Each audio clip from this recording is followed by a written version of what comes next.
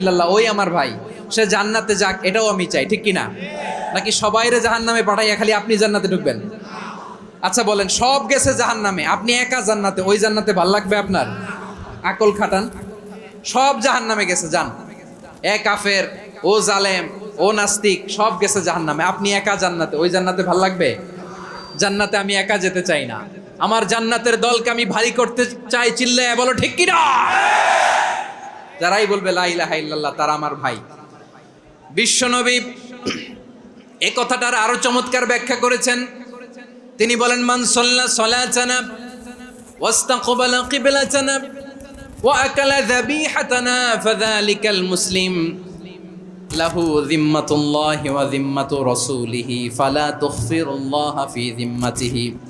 বিশ্বনবী তিনটা ক্রাইটেরিয়া শুনিয়ে দিলেন। তিনি বললেন, মান সাল্লা সালাতানা, যে ব্যক্তি